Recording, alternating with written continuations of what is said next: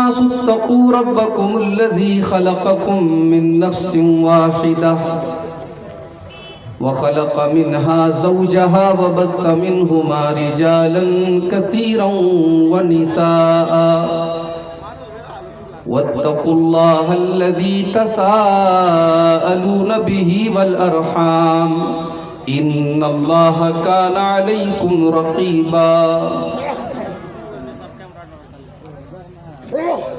يا أيها الذين آمنوا اتقوا الله وقولوا قولا سديدا يصلح لكم أعمالكم ويغفر لكم ذنوبكم ومن يطع الله ورسوله فقد فاز فوزا عظيما أما بعد فإن خير الحديث كتاب الله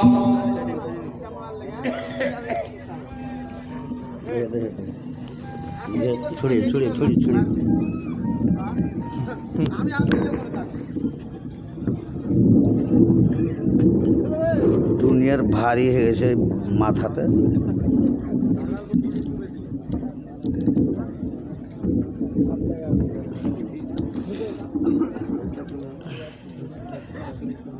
فإن خير الحديث كتاب الله وخير الهدي هدي محمد صلى الله عليه وسلم وشر الأمور محدثاتها وكل محدثة بدعة وكل بدعة ضلالة وكل ضلالة في النار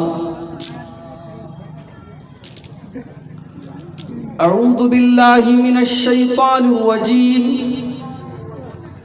بسم الله الرحمن الرحيم من عمل صالحا من ذكر أو أنثى وهو مؤمن فلنحيينه حياة طيبة ولنجزينهم أجرهم بأحسن ما كانوا يعملون۔ صدر محترم، علماء کرام، محترم بزرگوں، نوجوان ساتھیوں، پردہ نشین ماں اور بہنوں، پیارے بچوں،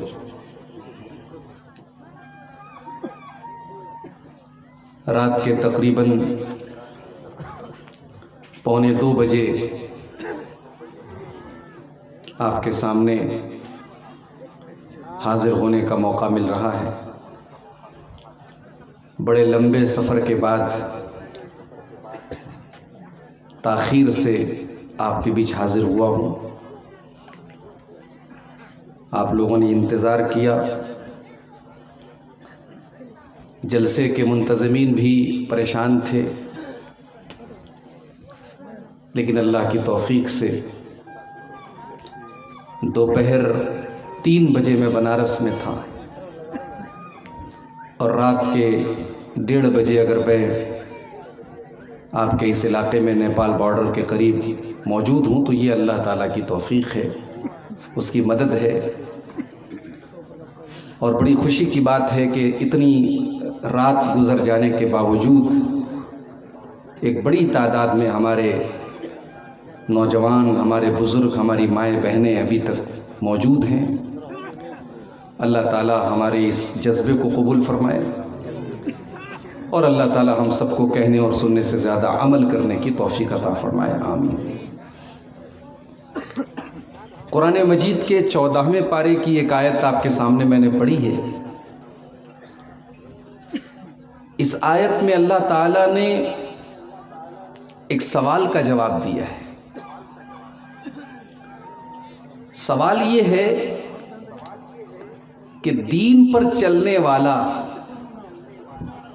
اسلام پر چلنے والا، شریعت پر چلنے والا آخرت میں جو پائے گا وہ پائے گا، دنیا اس کی کیسی گزرے گی؟ عام طور سے یہ سمجھا جاتا ہے کہ دین پر چلنے والے کی دنیا خراب ہوتی ہے۔ ہم نے یہ مان کے چلا ہے کہ دین الگ ہے، دنیا الگ ہے۔ اگر آپ دین پر چلیں گے تو دنیا نہیں کما سکتے، دنیا میں آپ اچھی زندگی نہیں گزار سکتے، اور اگر دنیا میں اچھی زندگی گزارنا ہے تو دین کو قربان کرنا پڑے گا. یہی تو سمجھتے ہیں. اس آیت میں اللہ نے ہماری اس غلط فہمی کو دور کیا ہے، اس سوال کا جواب دیا ہے. اور یہاں ایک نقطہ اور یاد رکھیے، قرآن و حدیث میں جب کوئی بھی بات بیان کی جاتی ہے تو وہ مردوں کے لیے بھی ہوتی ہے، عورتوں کے لیے بھی ہوتی ہے. جب تک کہ کوئی دلیل نہ ہو کہ ہاں یہ چیز عورتوں کے لیے خاص ہے یا یہ چیز مردوں کے لیے خاص ہے، جب تک خاص ہونے کی دلیل نہ ہو تب تک شریعت کا ہر حکم مرد کے لیے بھی ہے، عورت کے لیے بھی. لیکن کہیں کہیں قرآن کریم میں اللہ تعالیٰ نے مردوں اور عورتوں دونوں کا نام لے کر کے کوئی بات اگر بیان کی ہے تو اس میں اللہ تعالیٰ نے یہ پیغام دیا ہے، یہ میسج دیا ہے، یہ سندیش دیا ہے کہ میں جو بات بیان کرنے جا رہا ہوں، اے مردوں تم بھی سنو اور اے عورتوں تم بھی سنو. دونوں کے لیے بہت امپورٹنٹ ہے، دونوں کے لیے بہت اہم ہے.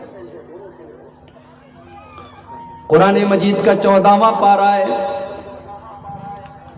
سورۃ النحل کی آیت. اللہ فرماتا ہے من عمل صالحا من ذکر او انثى وهو مؤمن،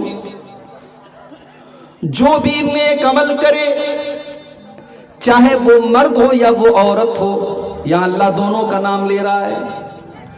جو بھی نیک عمل کرے چاہے وہ مرد ہو چاہے وہ عورت ہو، وهو مؤمن، اور وہ ایمان والا ہو، وہ توحید والا ہو، وہ ایمان کے ساتھ نیک عمل کرنے والا ہو. بہت سارے یتیم خانے تو اڈانی جی بھی چلاتے ہیں، مکیش امبانی بھی بہت سارے غریبوں کی مدد کر رہے ہیں، بہت سارے یتیموں کی مدد کر رہے ہیں، مگر ان کی یہ نیکی آخرت میں ان کے کوئی کام نہیں آئے گی. اس لیے کہ اللہ تعالیٰ کے یہاں نیکی تبھی نیکی مانی جائے گی جب آپ کے اندر ایمان ہو، آپ کے اندر توحید ہو. آپ جتنی بھی نیکی کا کام کر لیں، اگر آپ کے اندر توحید نہیں، اگر آپ کے اندر ایمان نہیں ہے تو اللہ تعالیٰ کے یہاں آپ کی نیکی کو قبول نہیں کیا جائے گا. دنیا میں تو ہو سکتا ہے اللہ تعالیٰ آپ کو نیکی کا پھل دے دے، بدلہ دے دے، مگر آخرت میں آپ کی نیکی تبھی اللہ تعالیٰ قبول کرے گا جب آپ کے اندر توحید ہو، آپ کے اندر ایمان ہو. اللہ فرما رہا ہے من عمل صالحا من ذکر او انثى، جو بھی مرد یا جو بھی عورت نیک عمل کرے اس حال میں کہ وہ ایمان والا ہو، وہ توحید پر ہو، وہ ایک اللہ کی عبادت کرنے والا ہو، وہ اللہ کے ساتھ کسی کو شریک کرنے والا نہ ہو، وہ شرک کرنے والا نہ ہو، تو ہم کیا کریں گے؟ اللہ فرماتا ہے فَلَنُحْيِيَنَّهُ حَيَاةً طَيِّبَةً، ہم اسے دنیا میں بھی ایک بہترین زندگی دیں گے. نیک عمل کرنے والے کو ہم دنیا میں بہترین زندگی، اللہ کا وعدہ ہے، اللہ کا وعدہ کبھی جھوٹا نہیں ہو سکتا. اگر آپ کی زندگی اسلام کے مطابق گزرے گی، اگر آپ کی زندگی شریعت کے مطابق گزرے گی تو اللہ کا وعدہ ہے کہ اللہ آپ کی زندگی کو بہترین زندگی بنا دے گا. اب بہترین کا مطلب یہ نہیں ہوتا کہ آپ کروڑ پتی بن جائیں گے، بہترین کا مطلب یہ نہیں کہ آپ کے پاس بڑا عالی شان بنگلہ ہو جائے گا، آپ کے پاس 4 ویلر گاڑی ہو جائے گی. ہو سکتا ہے کہ آپ کا مکان ٹوٹا پھوٹا ہو سکتا ہے کہ آپ کے پاس ایک سائیکل بھی نہ ہو سکتا ہے آپ کے گھر میں دنیا کی دولت نہ ہو، مگر اللہ کا وعدہ ہے اگر آپ ایمان والے بن جائیں گے اور نیک عمل کرنے والے بن جائیں گے، اس ٹوٹے پھوٹے گھر کے اندر بھی آپ کو چین کی نیند آئے گی، آپ کی زندگی میں چین ہوگا، سکون ہوگا، برکت ہوگی، اللہ کی رحمت ہوگی. فَلَنُحْيِيَنَّهُ حَيَاةً طَيِّبَةً، اللہ فرماتا ہے ہم تجھے ایک بہترین زندگی عطا فرمائیں گے. تو یہ دماغ سے پہلے یہ کیڑا نکال دو کہ دین پر چلیں گے تو دنیا نہیں ملے گی. کیوں نہیں ملے گی بھائی؟ اسی دین پر چل کر کے صحابہ کرام نے دنیا کو بھی حاصل کیا اور آخرت کی نعمتوں کو بھی انہوں نے حاصل کیا. اسی دین پر چل کر کے پوری دنیا میں اسلام کا جھنڈا لہرا دیا صحابہ کرام نے. کون سی ایسی چیز تھی جو صحابہ کے پاس نہیں تھی؟ دولت بھی ان کے پاس آئی، حکومت بھی ان کے پاس آئی، پاور بھی ان کے پاس آیا، اور دنیا کی بڑی بڑی سپر پاور صحابہ کرام کے دور میں وہ دور بھی آیا کہ حضرت عمر فاروق کا نام لیا جاتا تھا تو دنیا کے بڑے بڑے سپر پاور ڈر جاتے تھے، کانپنے لگتے تھے۔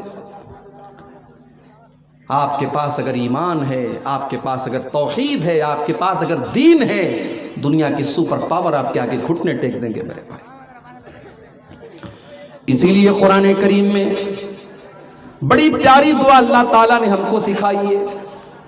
اور جب ایک حاجی حج کرنے جاتا ہے، ایک عمرہ کرنے والا عمرہ کرنے جاتا ہے، جب خانے کعبہ کا وہ طواف کرتا ہے تو حجر اسود اور رکن یمانی کے درمیان بھی وہ اس دعا کو بار بار پڑھتا ہے، ربنا آتنا فی الدنیا حسنہ وفی الآخرۃ حسنۃ وقنا عذاب النار۔ پروردگار تو ہمیں دنیا میں بھی بھلائی عطا فرما اور آخرت میں بھی تو بھلائی عطا فرما اور جہنم کے عذاب سے تو ہمیں بچا لے۔ یہ بڑی جامع دعا ہے جو قرآن میں ہمیں سکھائی۔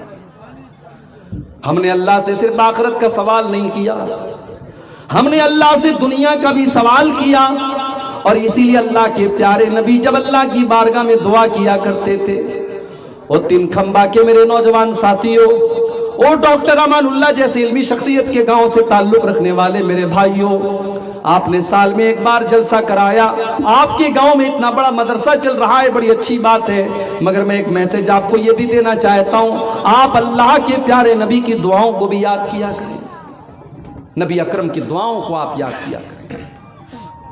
نبی اکرم کی دعاؤں میں بڑی برکت ہے، بڑا خیر ہے میرے بھائیوں۔ اللہ کے پیارے نبی ایک دعا کرتے تھے، اللہم اصلح لی دینی الذی ہوا عصمت امری، اے اللہ تو میرے دین کو صحیح کر دے کیونکہ میری بنیاد تو میرے دین کے اوپر ہے، اے اللہ میرے دین کے اندر کوئی خرابی نہ آنے پائے۔ وَأَصْلِحْ لِي دُنْيَايَ الَّتِي فِيهَا مَعَاشِي، اور اے اللہ تو میری دنیا کو بھی صحیح کر دے کیونکہ دنیا کے اندر مجھے زندگی گزارنا ہے۔ وَأَصْلِحْ لِي آخِرَتِي الَّتِي إِلَيْهَا مَعَادِي، اور اے اللہ تو میری آخرت کو بھی صحیح کر دے کیونکہ مرنے کے بعد لوٹ کر کے مجھے وہیں جانا ہے۔ اللہم احینی ما کانت الحیات خیرا لی، اے اللہ جب تک زندگی میرے لیے بہتر ہو تو مجھے دنیا میں زندہ رکھ، اور اے اللہ جب موت میرے حق میں بہتر ہو جائے تو مجھے دنیا سے اٹھا لینا۔ یہ دعا کرتے تھے اللہ کے نبی۔ تو ہم نے دنیا اور آخرت دونوں کا سوال کیا ہے میرے بھائی۔ بہت سارے ایسے کام ہیں ہمیں لگتا ہے یہ دنیا کا کام ہے، شادی کرنا، بیوی کا حق ادا کرنا، بچے پیدا کرنا اور بچوں کی تربیت کرنا، یہ تمام چیزیں تو ہمیں لگتا ہے کہ دنیا کا کام ہے، مگر اسلام یہ کہتا ہے اگر آپ نے اپنے آپ کو گناہ سے بچانے کے لیے اور اپنی شرمگاہ کی حفاظت کے لیے اگر آپ نے نکاح کیا ہے اور آپ جائز طریقے سے اپنی بیوی سے اپنی خواہش پوری کر رہے ہیں تو آپ کا یہ خواہش پوری کرنا بھی شریعت کی نظر میں ثواب کا کام ہے اور اس پر بھی آپ کو ثواب ملے گا۔ ہو سکتا ہے آپ کو حیرت ہو رہی ہو، آئیے میں آپ کی حیرت دور کر دیتا ہوں۔ صحیح مسلم کے اندر یہ حدیث موجود ہے، اللہ کے پیارے نبی کے پاس کچھ صحابہ آتے ہیں، غریب صاحب آتے ہیں اور آ کر کے کہتے ہیں اے اللہ کے نبی امیر لوگ تو ہم سے ثواب میں آگے نکل گئے، اے اللہ کے نبی ہم بھی نماز پڑھتے ہیں اور امیر لوگ بھی نماز پڑھتے ہیں، ہم بھی روزہ رکھتے ہیں، امیر لوگ بھی روزہ رکھتے ہیں، لیکن اے اللہ کے نبی ہم تو غریب لوگ ہیں، ہمارے پاس دولت نہیں ہے، ہمارے پاس مال نہیں ہے۔ وَيَتَصَدَّقُونَ بِفُضُولِ أَمْوَالِهِمْ، اے اللہ کے نبی امیروں کو اللہ نے بہت دولت سے نوازا ہے، وہ اللہ کی راہ میں صدقہ خیرات کرتے ہیں، وہ چندہ دیتے ہیں، وہ دان کرتے ہیں، وہ خیرات کرتے ہیں۔ اے اللہ کے نبی ہم تو غریب لوگ ہیں، ہم تو ان کا مقابلہ اس چیز میں نہیں کر سکتے، اے اللہ کے نبی ہم تو پیچھے رہ جائیں گے اور امیر لوگ آگے نکل جائیں گے۔ میرا نبی امیروں کا بھی نبی ہے، غریبوں کا بھی نبی ہے۔ میرے نبی ساری کائنات کے لیے رحمت ہے۔ میرے نبی نے اپنے غریب صحابہ کے آنسوؤں کو کیسے پوچھا میرے بھائی؟ آپ نے فرمایا اے میرے صحابہ تم نے یہ کیسے سمجھ لیا کہ تمہارے پاس صدقہ اور خیرات کرنے کے لیے دولت نہیں ہے؟ کل تحلیل صدقہ وکل تحمید صدقہ وکل تکبیر صدقہ۔ اے میرے صحابہ، تم زبان سے جب الحمدللہ کہتے ہو تو یہ بھی صدقہ ہے، تم جب لا الہ الا اللہ کہتے ہو تو یہ بھی صدقہ ہے، تم جب سبحان اللہ کہتے ہو تو یہ بھی صدقہ ہے، جب تم اللہ اکبر کہتے ہو تو یہ بھی صدقہ ہے، جب تم کسی کو نیکی کا حکم دیتے ہو تو یہ بھی صدقہ ہے، جب تم کسی کو برائی سے روکتے ہو تو یہ بھی صدقہ ہے۔ وفی بضع احدکم صدقہ، اور جب تم اپنی بیوی کے ساتھ اپنی خواہش پوری کرتے ہو تو یہ بھی صدقہ ہے۔ اللہ کے نبی کی جو یہ آخری بات تھی، یہ صحابہ کو بڑی عجیب لگی۔ اے اللہ کے نبی، کیا کہہ رہے ہیں آپ؟ بیوی کے ساتھ خواہش پوری کرنا بھی صدقہ ہے؟ آپ نے فرمایا ہاں، اگر انسان یہی عمل ناجائز طریقے سے کرے، زناکاری کا راستہ اپنا لے، بدکاری کا راستہ اپنا لے، اللہ کو ناراض کرنے والا راستہ اپنا لے، بے حیائی کا راستہ اپنا لے، تو کیا اس کے اوپر گناہ ہوگا کہ نہیں ہوگا؟ ہاں اللہ کے نبی، گناہ تو ہوگا۔ آپ نے فرمایا جب حلال اور جائز طریقے سے ایک انسان اپنی بیوی کے ساتھ اپنی خواہش پوری کر رہا ہے تو اس جنسی خواہش کے پورا کرنے پر بھی اس کو ثواب ملے گا۔ یہ ہے میرا اسلام، یہ ہے میرا دین۔ یہی نہیں، آپ گھر میں آتے ہیں، محنت مزدوری کر کے اپنے بیوی بچوں کے لیے کھانے پینے کا انتظام کرتے ہیں، آپ اپنے گھر میں آ کر کے اپنے بیوی بچوں کو کھانا کھلاتے ہیں، اللہ کے پیارے نبی نے فرمایا اس کھانا کھلانے پر بھی آپ کو ثواب ملے گا۔ بخاری کے الفاظ ہیں، اللہ کے نبی فرماتے ہیں ما من نفقۃ تبتغی بہا وجہ اللہ، تم جس خرچ کے ذریعے اللہ کو راضی کرتے ہو اس پر تمہیں ثواب ملے گا، حتی اللقمۃ التی تضعها فی امراتک، یہاں تک کہ تم اپنی بیوی کے منہ میں جو لقمہ ڈالتے ہو، تو اپنی بیوی کو جو کھانا کھلاتے ہو اس لقمے پر بھی تم کو ثواب ملے گا۔ بیوی کو کھانا کھلا رہا انسان، یہ تو پیور دنیا کا کام ہے، مگر اسلام یہ کہتا ہے اس دنیا کے کام پر بھی تمہیں ثواب ملے گا، کیونکہ تم بیوی کو کھانا اس لیے کھلا رہے ہو کیونکہ وہ تمہاری شریک حیات ہے، وہ تمہاری لائف پارٹنر ہے، وہ تمہاری جیون سنگنی ہے، تم نے نکاح کیا ہے اس کے ساتھ، اس کا حق ہے تمہارے اوپر، اس لیے تم اس کو کھانا کھلا رہے ہو۔ اللہ کو راضی کرنے کے لیے اگر تم بیوی کو بھی کھانا کھلا رہے ہو اس پر بھی تمہیں ثواب ملے گا۔ اسلام کی یہ تعلیم نہیں ہے آپ پورے ملک کا انتظام چلائیں اور بیوی کو چھوڑ دیں، آپ کسی اسٹیٹ کے مکھیہ منتری بن جائیں اور آپ کی بیوی بچے نہ ہوں، اسلام کی یہ تعلیم نہیں ہے۔ اسلام اس کو قطعاً ناپسند کرتا ہے کہ آپ شادی نہ کریں اور آپ بال بچے پیدا نہ کریں، آپ بیوی کا حق ادا نہ کریں، آپ بچوں کا حق ادا نہ کریں، یہ اسلام کی تعلیم نہیں ہے۔ بہت ساری باتیں اشاروں میں کہی جاتی ہے، سمجھتے رہیں آپ۔ اسلام کی یہ تعلیم نہیں ہے کہ آپ بیوی بچوں کی ذمہ داریوں سے آزاد، آپ صاحب پورے دیش کی سیوا کر رہے ہیں اور آپ اپنے پریوار کو چھوڑ دیں، اپنی بیوی کو چھوڑ دیں، یہ اسلام کی تعلیم نہیں ہے۔ جو سارے سماج کے لیے اچھا ہے، جو سارے محلے کے لیے اچھا ہے، جو سارے دیش کے لیے اچھا ہے، اس کو سب سے پہلے اپنے پریوار کے لیے اچھا ہونا پڑے گا۔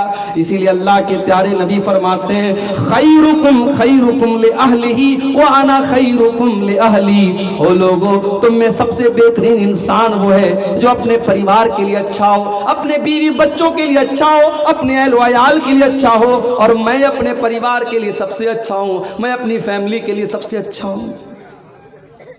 اگر ایک طرف اللہ کے نبی صحابہ کے دلوں کے اوپر راج کرتے ہیں، اگر ایک طرف اللہ کے نبی صحابہ کرام کے سردار ہیں اور صحابہ کرام کے امام ہیں، تو دوسری طرف آپ عائشہ اور خدیجہ کے شوہر بھی ہیں، آپ فاطمہ اور زینب کے باپ بھی ہیں، آپ نے ایک بہترین باپ کا کردار بھی ادا کیا اور آپ نے ایک بہترین شوہر کا بھی کردار ادا کیا۔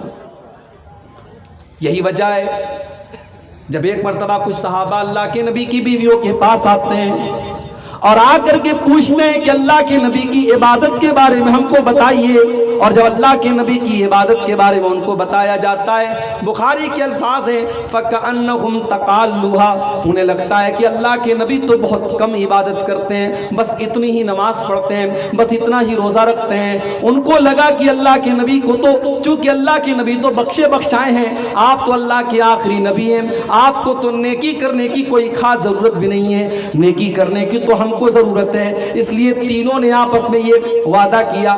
ایک نے کہا کہ آج کے بعد میں رات بھر نماز پڑھوں گا، رات بھر نماز پڑھوں گا۔ ایک نے کہا میں آج کے بعد کنٹینیو روزہ رکھوں گا۔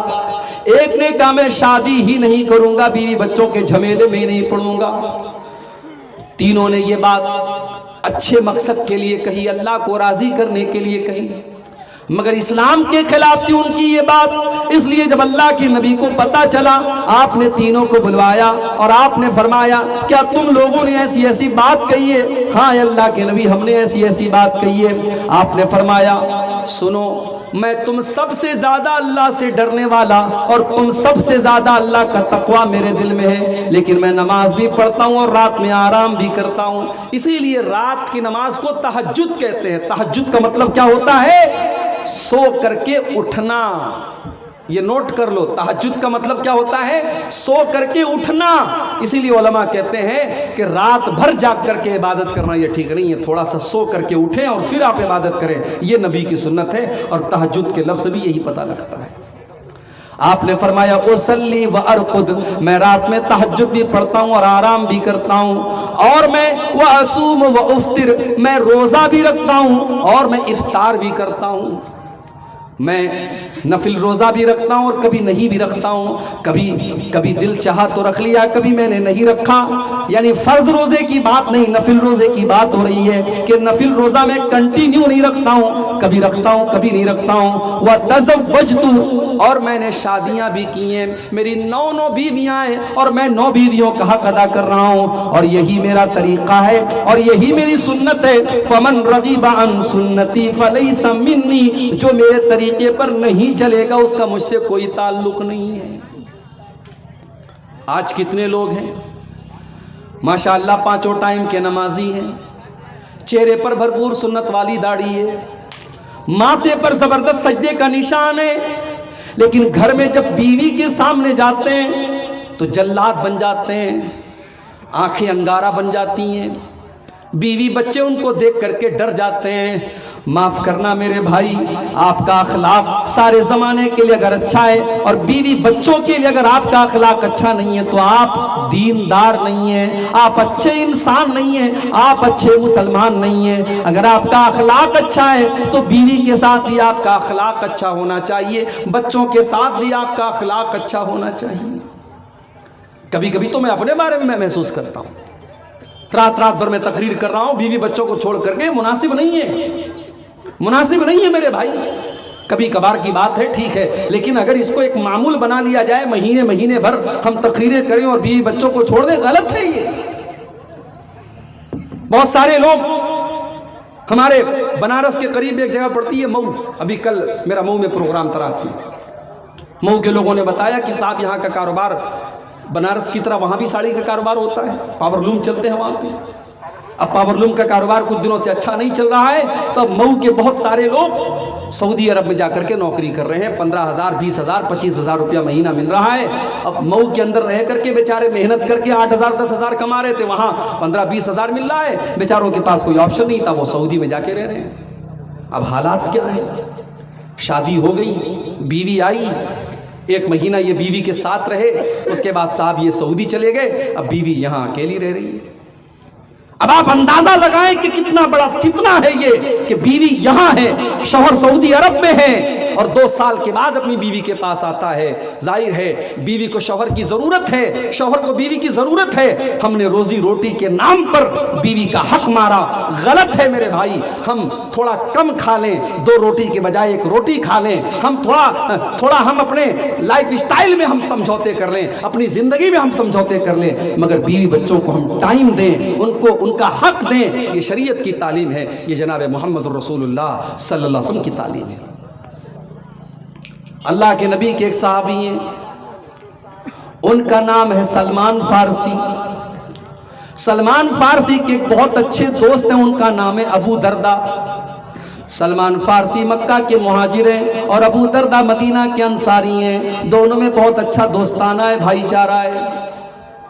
حضرت سلمان فارسی کو پتا چلا کہ میرے دوست ابو دردہ کا یہ حال ہے، کہ وہ رات رات بھر نماز پڑھتے ہیں اور دن میں وہ روزہ رکھتے ہیں اور بیوی بچوں سے ان کو کوئی مطلب نہیں ہے، بیوی کا حق ادا نہیں کرتے، بیوی کی طرف توجہ نہیں دیتے. تالی دونوں ہاتھ سے بجتی ہے. اسی لیے عبداللہ بن عباس کہتے ہیں کہ اگر عورت میرے لیے سجتی ہے، میرے لیے میک اپ کرتی ہے، میرے لیے اچھا کپڑا پہنتی ہے، تو میری بھی ذمہ داری ہے کہ میں بیوی کے لیے اچھا کپڑا پہنوں. بیوی کوئی مشین نہیں ہے بچہ پیدا کرنے کی کہ آپ نے بس اس کو ایک مشین بنا کے رکھ دیا. اگر بیوی آپ کے لیے سجتی اور سنورتی ہے تو آپ کا بھی حق ہے میرے بھائی، آپ کے اوپر حق ہے بیوی کا کہ آپ اپنی بیوی کے لیے سجیں، سنوریں، اپنے آپ کو اچھا بنائیں. یہ حق ہے بیوی کا آپ کے اوپر. حضرت ابو درداء بیوی سے کوئی مطلب ہی نہیں رکھتے تھے. اب سلمان فارسی کو اپنے دوست کو سمجھانا ہے. بخاری کے الفاظ ہیں، سلمان فارسی اپنے دوست کے گھر آتے ہیں، سلام کرتے ہیں، دونوں دوست ایک دوسرے سے مصافحہ کرتے ہیں، گلے ملتے ہیں. اس کے بعد سلمان فارسی کے لیے کھانا پیش کرتے ہیں ابو درداء. سلمان فارسی کہتے ہیں کھانا آپ کھائیں گے تب میں کھاؤں گا. ابو درداء کہتے ہیں بھائی میں تو روزہ ہوں، میں نے نفل روزہ رکھا ہے. کہا کہ نہیں، جب تک آپ اپنا روزہ توڑ کر کے میرے ساتھ کھانا نہیں کھائیں گے میں آپ کے گھر میں ایک لقمہ نہیں کھاؤں گا. آپ کی شیرسا آبادی برادری میں یہ چیز میں نے دیکھی ہے.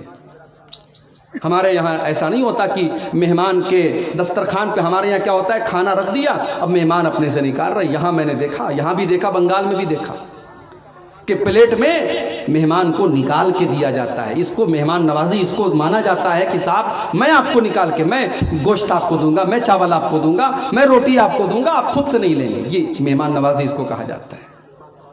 ہمارے یہاں دسترخوان پہ رکھ دیا، مہمان خود سے کھا رہا ہے. ہمارے یہاں نکال کے نہیں دیا جاتا ہے. الگ الگ کلچر ہوتا ہے ہر جگہ. راجستھان میں ایک مرتبہ میرا پروگرام تھا جے پور میں، جمعہ کا دن تھا. اب ہم لوگوں کی عادت ہے دوپہر میں تو چاول ہر حال میں کھاتے ہیں. اب دوپہر کا ٹائم تھا، گوشت آیا، روٹی آئی، میں کھا لیا. اب میں کھا کر کے بیٹھا ہوں کہ صاحب چاول آئے گا. 10 منٹ ہو گیا چاول نہیں آیا. لوگوں نے کہا مولانا کیا ہوا، پانی پی لیجئے. میں نے کہا صاحب چاول. بولے چاول نہیں چلتا ہے، کلچر ہے وہاں روٹی ہی چلتی ہے، چاول نہیں چلتا ہے. اور کہیں جاؤ تو لوگ پوچھتے مولوی صاحب بھات کھا بین نا روٹی کھا بین. میں کہتا ہوں بھائی میں دونوں کھاؤں گا، بھات بھی کھاؤں گا، روٹی بھی کھاؤں گا، کوئی ایک چیز نہیں، دونوں کھاؤں گا. میرے یہاں دونوں چیزیں میرے کلچر میں شامل ہیں. کہیں کہیں کھانے کے بعد مٹھائی آتی ہے، کہیں پہلے مٹھائی آتی ہے پھر کھانا آتا ہے. کلچر کی بات ہے. حضرت ابو درداء نے کہا کہ آپ میرے ساتھ بیٹھ کر کے کھانا کھائیں گے تب میں کھانا کھاؤں گا. بیچارے نے روزہ توڑا اپنا. دیکھو دوست کے لیے روزہ توڑ دیا. اب یہاں سے یہ فتویٰ مت لے کے چلے نا مولوی صاحب نے کہا ہے رمضان میں کوئی دوست آئے تو جلدی سے روزہ توڑ دو. رمضان کا روزہ نہیں توڑنا ہے، نفل روزے کی بات ہے. نفل روزے کی بات ہے، عام روزہ. نفل روزے میں بھی اگر خاص نفل روزہ ہے، مثال کے طور پہ محرم کی 10 تاریخ کا روزہ ہے، عرفہ کا 9 تاریخ کا روزہ ہے، وہ نہیں توڑیں گے آپ. عام نفل روزہ ہے اور کوئی وجہ آ گئی تو آپ توڑ سکتے ہیں. تو حضرت ابو درداء نے روزہ توڑ دیا، کھانا کھایا دوست کے ساتھ. مغرب کی نماز پڑھی، عشاء کی نماز پڑھی. رات عشاء کی نماز کے بعد تھوڑی سی رات کا حصہ آیا. حضرت ابو درداء کھڑے ہو کر کے تہجد کی نماز پڑھنے لگے. حضرت سلمان فارسی نے کہا کہ رک جاؤ، اے ابو درداء ابھی تہجد کی نماز کا ٹائم نہیں ہوا ہے، ابھی رک جاؤ. جب آدھی رات ہو گئی حضرت ابو درداء کھڑے ہو کر کے تہجد پڑھنے کا ارادہ کرنے لگے. سلمان فارسی نے کہا رک جاؤ، ابھی تہجد پڑھنے کا ٹائم نہیں ہوا ہے. اور رات گزر گئی.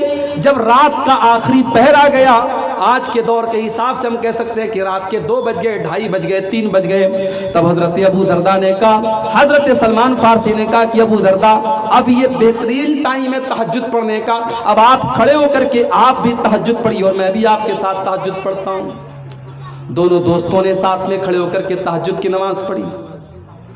اس کے بعد جب تہجد پڑھ چکے حضرت سلمان فارسی کہنے لگے، اے میرے بھائی ابو درداء، ایک دن میں آپ کے گھر آیا، میں نے دیکھا کہ میری بھابھی کے بال میں نہ تو کنگھی ہے، نہ بال میں انہوں نے تیل لگایا ہے، نہ کپڑے میں خوشبو لگائی ہے. میں نے اپنی بھابھی سے پوچھا، میں نے آپ کی بیوی سے پوچھا کہ آپ نے یہ کیا حلیہ بنا کے رکھا ہے؟ تو آپ کی بیوی نے مجھ سے بتایا کہ میرے شوہر ابو درداء کو اپنی بیوی سے کوئی مطلب ہی نہیں ہے. میں کس کے لیے بال میں تیل لگاؤں، میں کس کے لیے اپنے بالوں میں کنگھا کروں، میرے شوہر کو تو مجھ سے کوئی مطلب ہی نہیں ہے.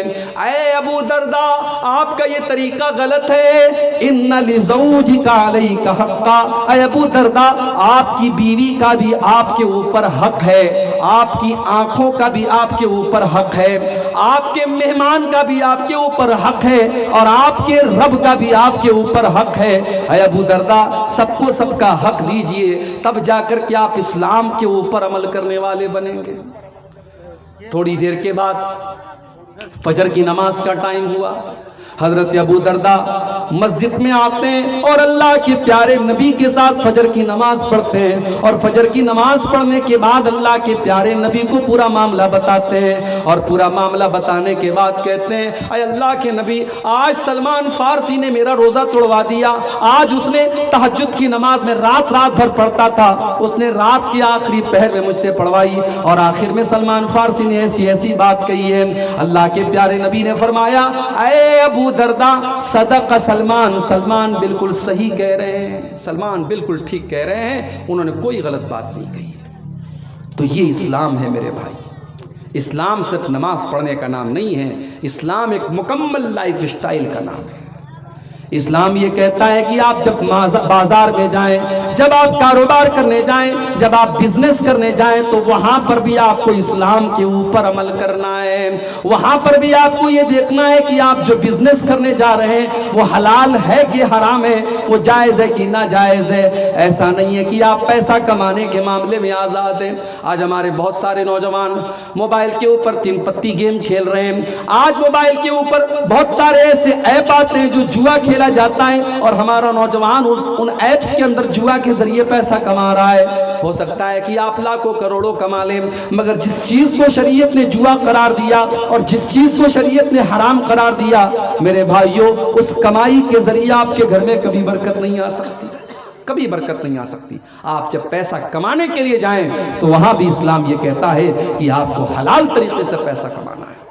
اللہ کے پیارے نبی فرماتے ہیں لا تزول قدم ابن آدم من عند ربہ یوم القیامہ، قیامت کے دن انسان اپنی جگہ سے ہل نہیں پائے گا، انسان اپنی جگہ سے ٹس سے مس نہیں ہو پائے گا جب تک 5 سوالوں کا وہ جواب نہیں دے دے گا۔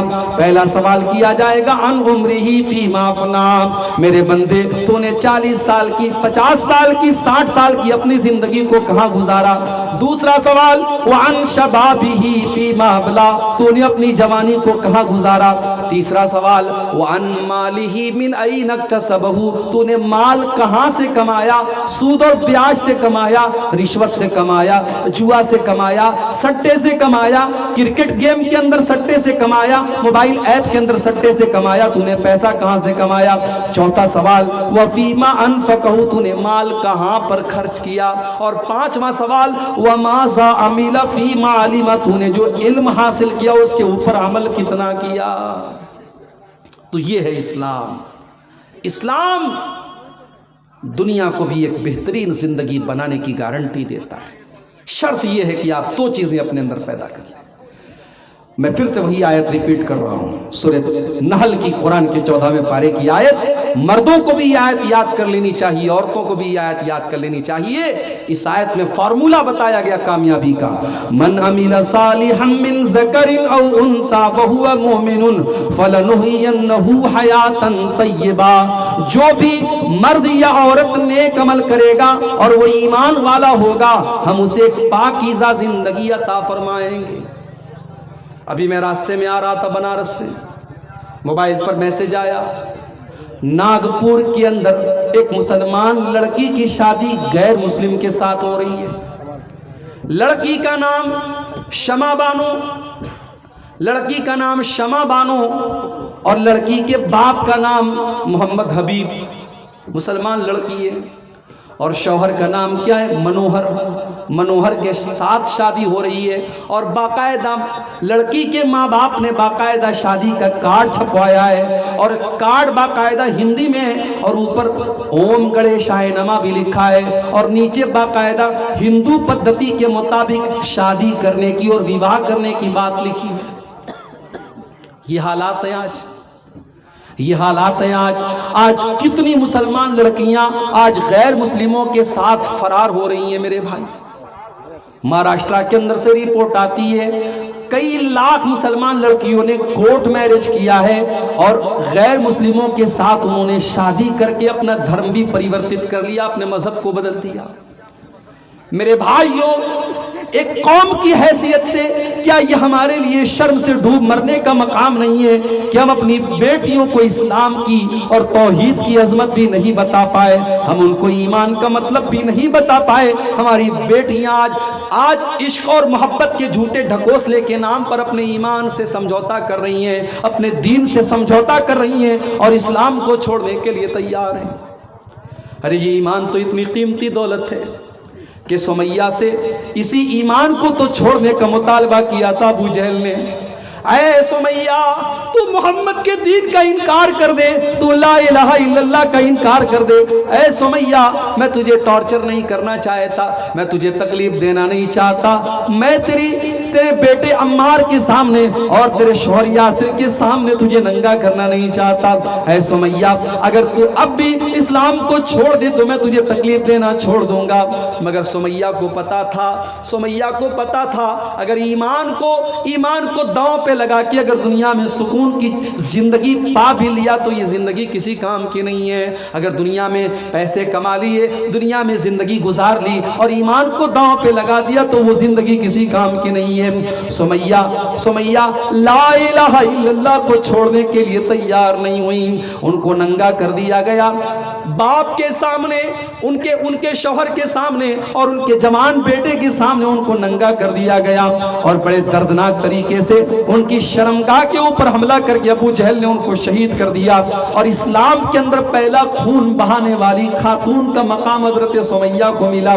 میرے بھائیوں، ابو جہل نے سمیہ کو قتل تو کر دیا، سمیہ کے جسم سے جان تو نکال لی، مگر سمیہ کے چہرے پر وہ جو مسکراہٹ تھی، وہ جو جنت میں جانے کی جو آرزو تھی، وہ جو جنت میں جانے کی جو تڑپ تھی، ابو جہل اس کو نہ مٹا سکا۔ ابو جہل سمیہ کے دل سے ایمان کو نہیں نکال سکا۔ او میری پیاری ماں بہنوں، آج سمیہ کو تم کیسے بھول گئی؟ او میرے نوجوان ساتھیوں، آج چند ٹکوں کے عوض میں اپنے دین اور ایمان کا سودا کرنے کو تیار ہو جاتے ہو۔ کیا تم نے بلال حبشی کی زندگی نہیں پڑھی؟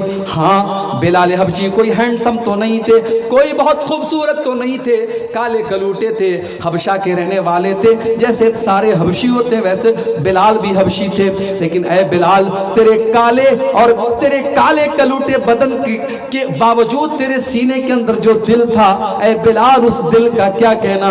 اس دل کے اندر ایمان کی کیسی طاقت تھی، ایمان کی کیسی طاقت تھی کہ بلال حبشی کو جب ان کے مالک امیہ بن خلف نے عرب کی تپتی ہوئی ریت پر لٹایا اور ان کے سینے پر گرم پتھر رکھا اور بلال سے کہا کہ اے بلال، تیرے سینے پر یہ گرم پتھر تیرے سینے کی چربی کو پگھلا رہا ہے اور تیری پیٹھ کی چربی پگھل رہی ہے عرب کی اس تپتی ہوئی ریت پر۔ اے بلال، میں تجھے اتنی تکلیف نہیں دینا چاہتا، تو لا الہ الا اللہ کو چھوڑ دے، تو اسلام کو چھوڑ دے، تو یہ اقرار کر لے کہ ہمارے 360 جو ہمارے بت ہیں اور ہمارے جو معبود ہیں وہ تیرے مشکل کشا ہیں، وہ تیرے رب ہیں، وہ تیری مدد کرنے والے اور تیری بگڑی بنانے والے ہیں۔ اے بلال، ہم تجھے چھوڑ دیں گے۔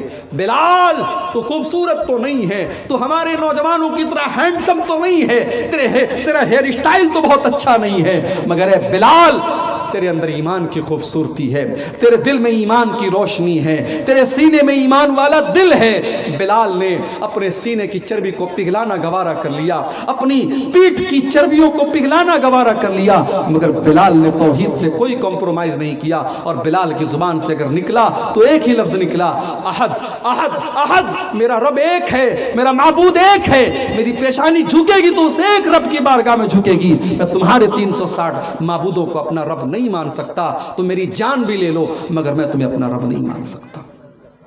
میرے نوجوان ساتھیوں، آج ضرورت ہے تمہیں صحابہ کرام کی زندگی کو پڑھنے کی۔ مجھ سے کہا یہاں کے لوگوں نے، مولوی صاحب شراب بہت زیادہ پی جا رہی ہے ہمارے یہاں، تھوڑا شراب پر بولیے گا۔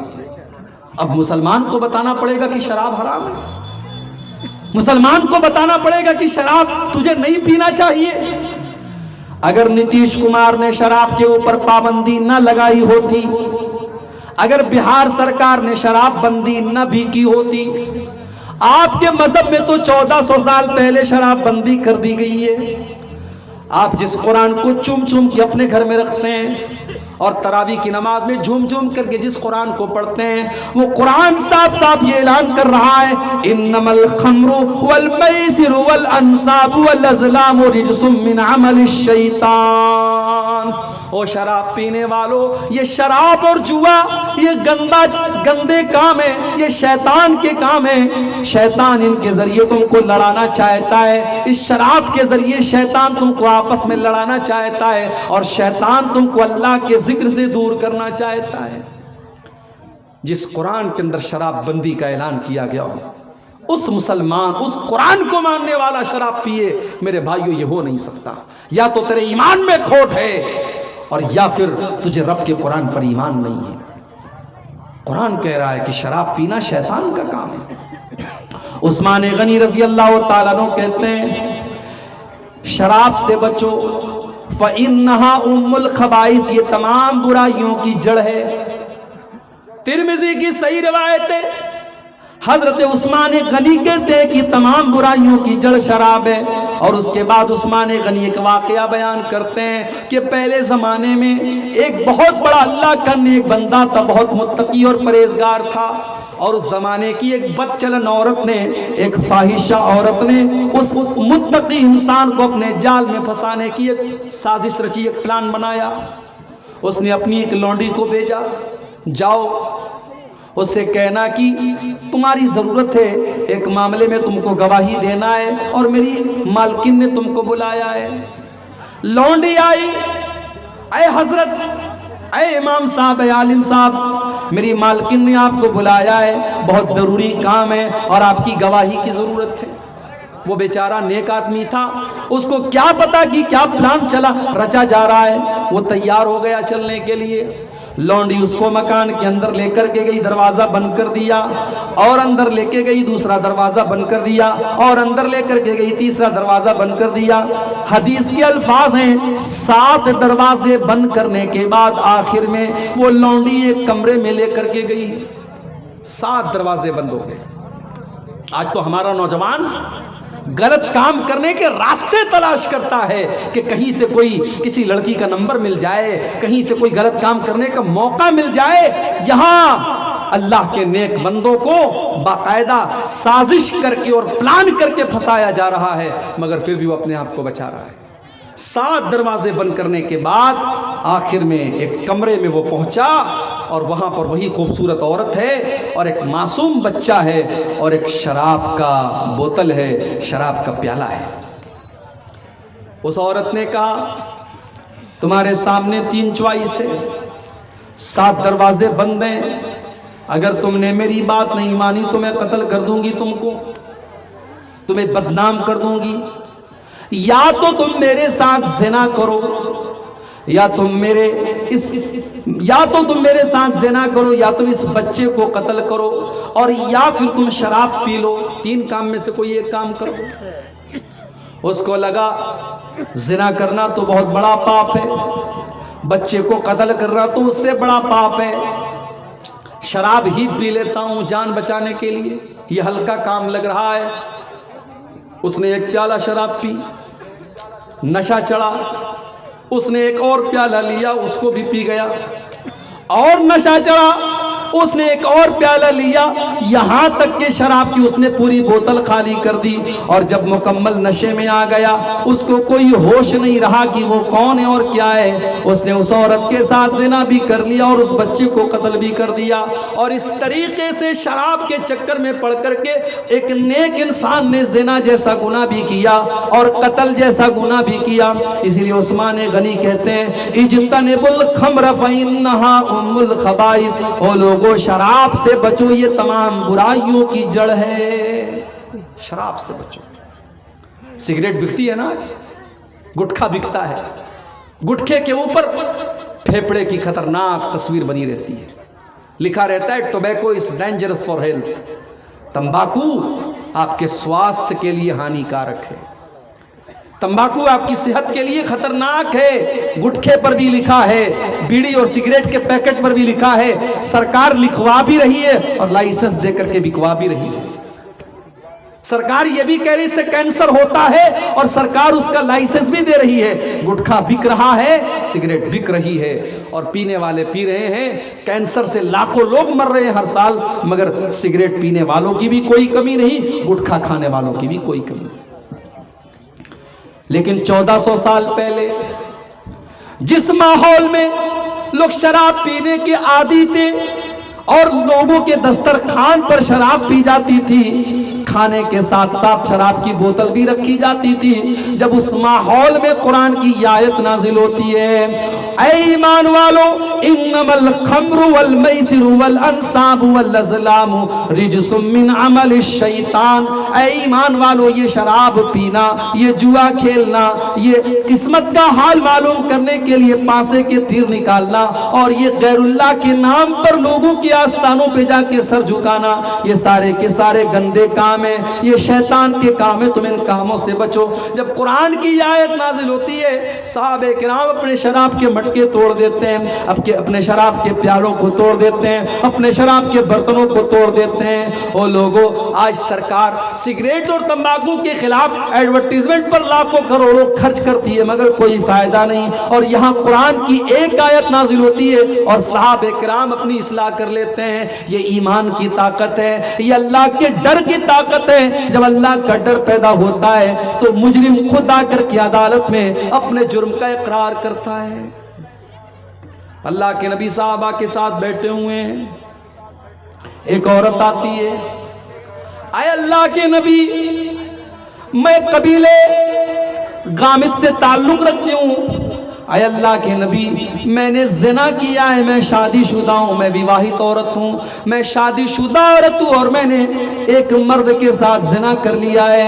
اے اللہ کے نبی مجھے پتا ہے کہ اسلام میں شادی شدہ عورت اگر زنا کر دے تو اس کی سزائے موت ہے.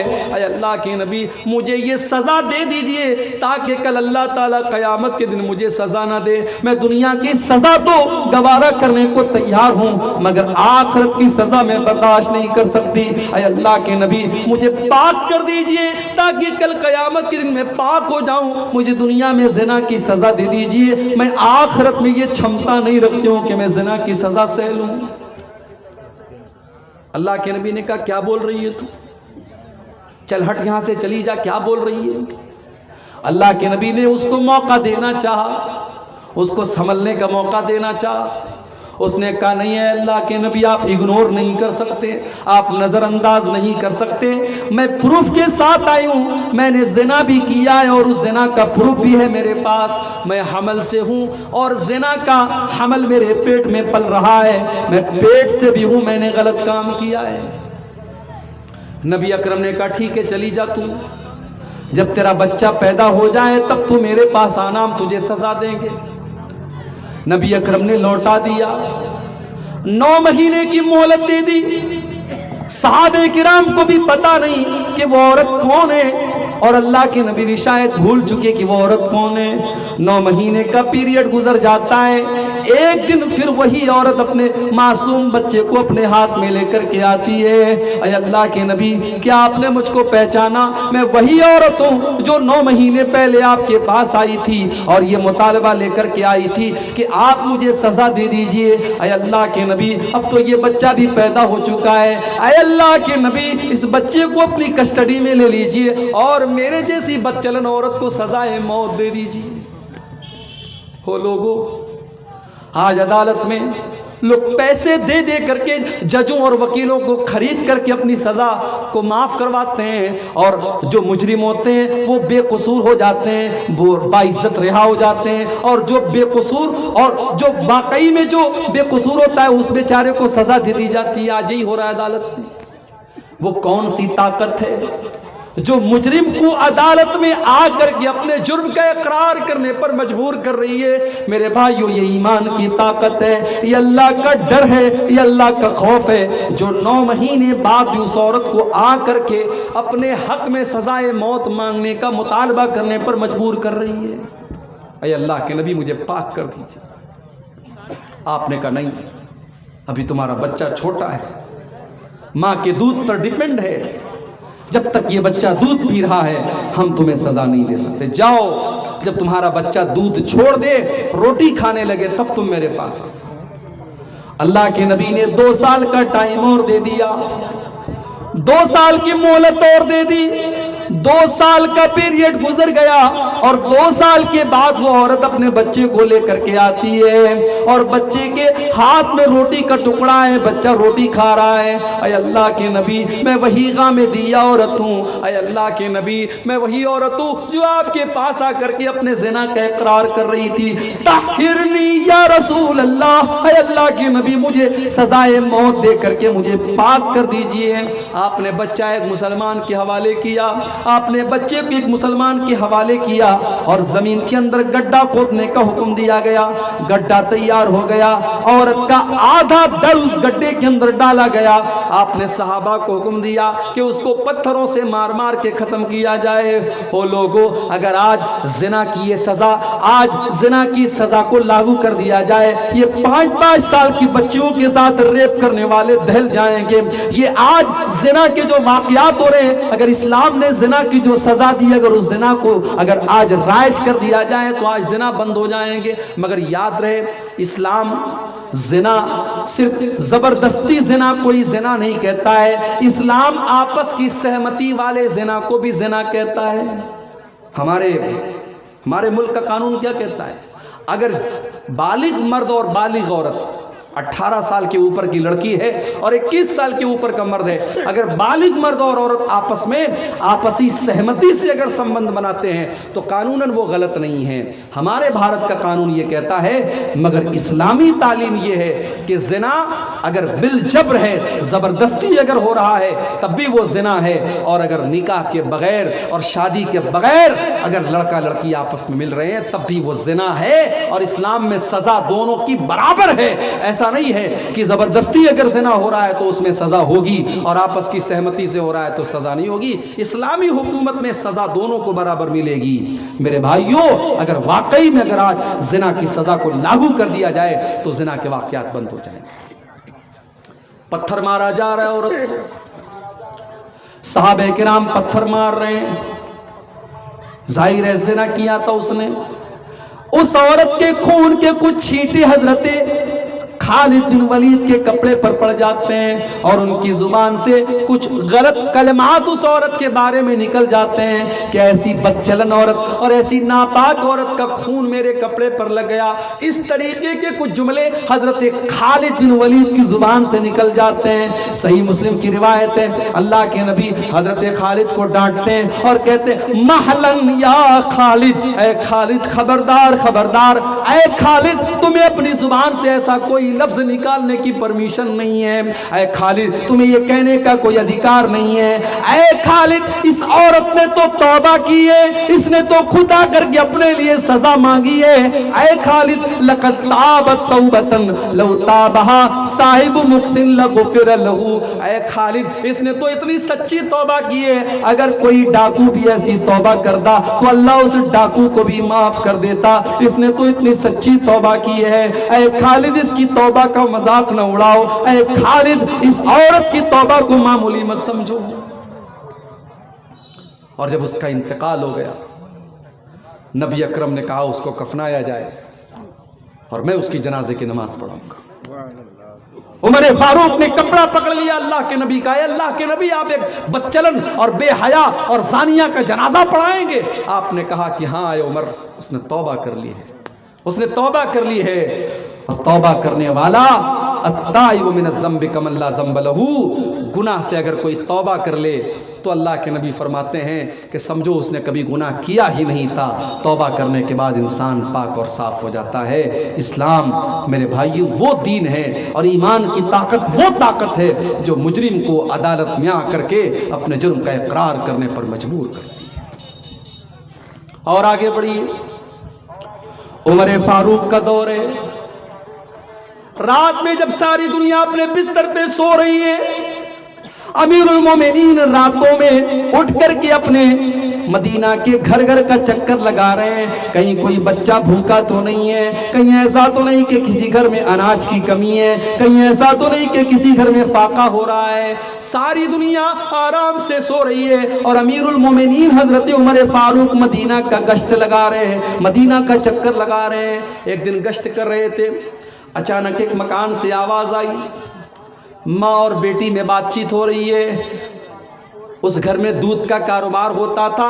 ماں اپنی بیٹی سے کہہ رہی ہے کہ بیٹی جلدی سے اٹھ کر کے دودھ میں پانی ملا دے، صبح ہم کو دودھ بیچنے جانا ہے۔ بیٹی کہتی امی جان آپ نے سنا نہیں، امیر المومنین حضرت عمر فاروق کا آرڈیننس آیا ہے، ان کا قانون آیا ہے، ان کی طرف سے یہ اعلان آیا ہے کہ دودھ میں پانی ملانا جرم ہے، اپرادھ ہے اور اس کی سزا ملے گی۔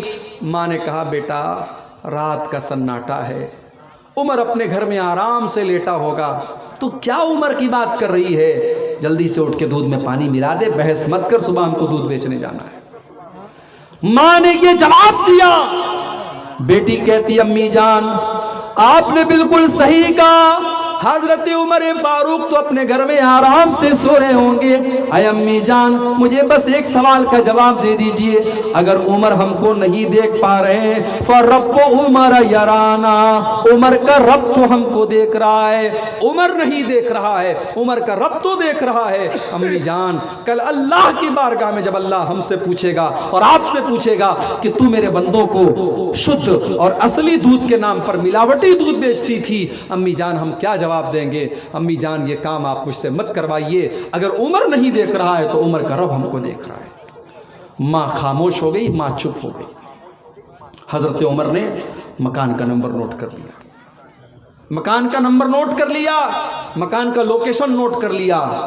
اگلے دن صبح اپنے سارے بچوں کو بلایا اور اس پر غور کرنا، رشتہ کرنے جاتی ہیں جب ہماری مائیں اور بہنیں تو ان کو اپنے لنگور جیسے بیٹے کے لیے حور پہلے تلاش ہوتی ہے۔ ان کو لڑکا بیچارہ جتنا بھی لنگور ہو لیکن اس کے لیے حور چاہیے، ان کو خوبصورت بہو چاہیے۔ دینداری کون دیکھتا ہے بھائی؟ کتنی غریب بیٹیاں ہیں بیچاری جو عالمہ ہیں، دیندار ہیں، عزت دار گھرانے کی ہیں، مگر ان کے باپ کے پاس اپنے داماد کو دینے کے لیے 2 لاکھ 3 لاکھ کیش نہیں ہے، 4 ویلر اور 2 ویلر دینے کی طاقت نہیں ہے۔ غریب باپ کی بیٹیاں آج جوانی کی دہلیز کو پار کر رہی ہیں۔ کیوں؟ کیونکہ ہم جب رشتہ دیکھنے جاتے ہیں اور رشتہ کرنے جاتے ہیں تو ہماری نظر پہلے دولت پر ہوتی ہے، خوبصورتی پر ہوتی ہے۔ میرے بھائیوں جب ہم نے رشتے کی شروعات ہی دینداری پر نہیں کی ہے تو پھر اگر گھر میں گھر کو بگاڑنے والی بہو آتی ہے، ساس سے جھگڑا کرنے والی بہو آتی ہے اور شوہر پر حکم چلانے والی بہو آتی ہے تو ہمیں حیرت نہیں کرنا چاہیے۔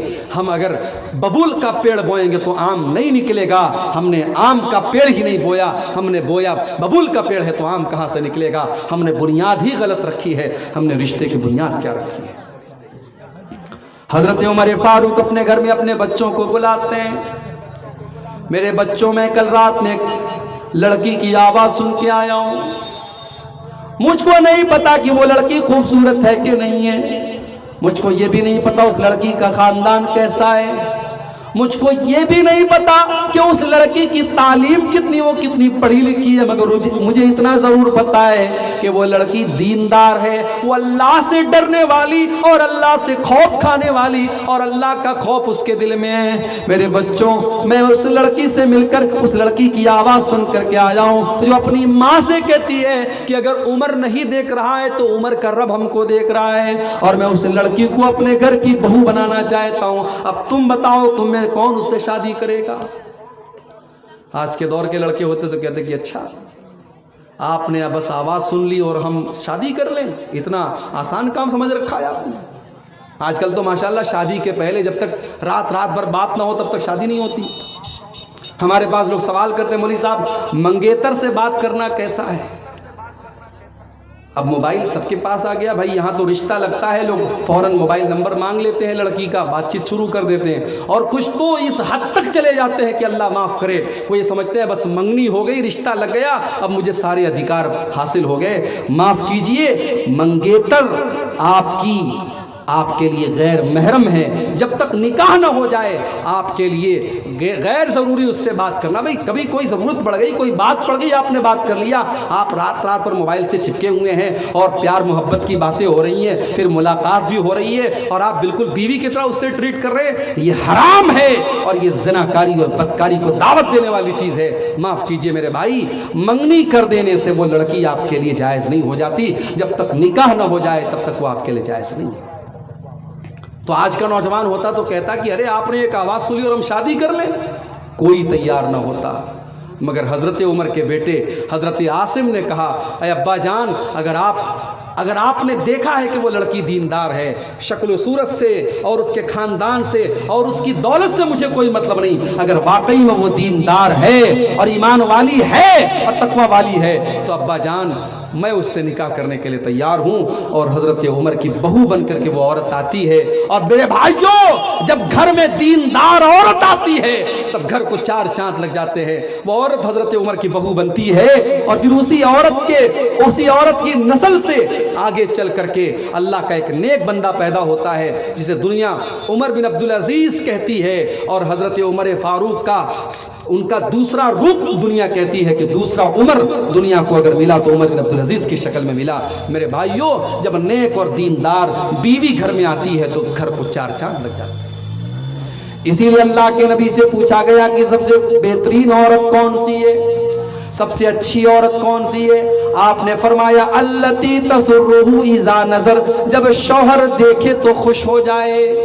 بہترین عورت وہ ہے کہ شوہر دیکھے تو خوش ہو جائے۔